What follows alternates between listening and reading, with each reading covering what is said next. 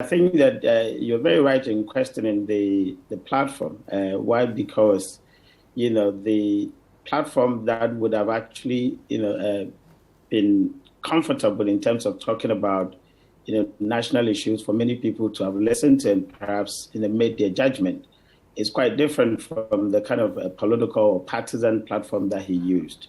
I mean, everybody is actually expecting Bawumia to speak on the economy, but he chose a platform that would actually make him compare or force him to compare themselves with the NDC. And so you realize, as you rightly put it, that he anchored his speech very much, of course, on COVID and then, of course, on Russia, Ukraine. And thirdly, he mirrored it or he anchored it on comparison between NDC and NPP, which is not what Ghanaians actually want. Because when you do that, then, of course, you kind of frame the conversation completely differently. And then you create some kind of salience for things that people aren't really interested in. And I think that's why the platform was wrong. So I absolutely agree with you that the platform was questionable. But of course, they would actually argue that he could actually choose any other platform to make a policy statement. That is not in doubt.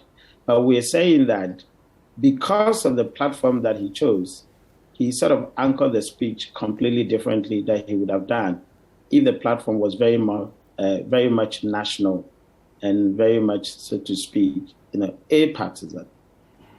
But again, as we heard the information minister, he covered all his points in his estimation because he did deal with the political side of this by looking to engage critics of the government and of him and what he has done with the economy over the past 5 or 6 years, and then sought to also explain what he had done. But in looking at that, there have also been those who observe the transition from Bawumia, the candidate, to Bawumia, the politician. Your thoughts again on that in using the platform that he had to address the country's economic issue?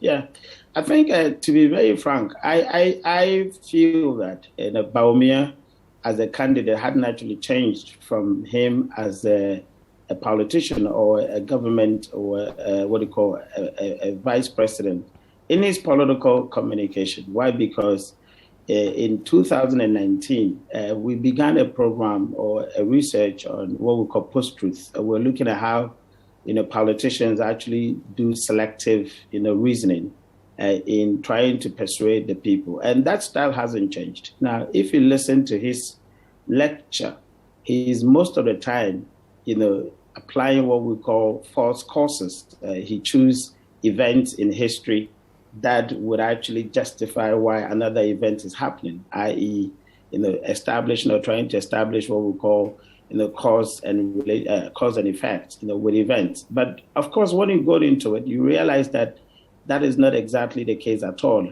I mean, the idea that he paints that the NPP's performance has been affected by COVID and of course by Russia, without referring to the NDC's time with obviously the credit crunch, and then of course the Ebola, and then of course at the time, we also had Dumsa, for example, which he refers their internal challenges as the banking cleanup. I mean, when you want to do justice to conversations and want to kind of contextualize performances, you would want to be very objective if that's what you want to achieve by comparing situations with yours and the others. But you do not actually anchor yours on some difficulties because people can really relate to now. And then on the other side, try to say that, they were actually, self-caused because they, made it happen. I mean, these are non-factual issues. These are very much, subjective and very much partisan. So I think that his style hasn't changed. He had always deployed a very, sort of subtle propaganda in the way he persuaded or in the way that he nudges us to actually align to his reality. And I think that has not changed. So for me, Bawumia had always been doing that. Only that the minority who can actually see to it are actually bundled by the majority belief. Because obviously, he's sort of like the authorized knower of economics. Who are you to challenge him when a lot of people believe that, yes, he's actually the one who can actually speak to the economic numbers, etc. So when people the majority tend to believe like this, the minority who could actually see through that strategy, that theory of trying to nudge all of us to align to his reality, are very much afraid to actually come to challenge him, because obviously the majority are actually on his side, and he's been using that. I mean, we remember when he confronted, former Vice President of blessed memory, Emisata, to those number of questions. At the time, it was difficult for Emisata to come because there's a majority belief that, yes, what he was saying is true. In actual fact, there were a lot of inaccuracies. And I had actually spoken to quite a number of my colleagues in the finance department. And quite a lot of people have recognized and agreed that indeed he picked and chose, his facts to present as facts to us. And a lot of people were aligned to it. Now, in that case, it was difficult for Emisata to come and respond because obviously there's a dominant truth out there, which aren't necessarily true.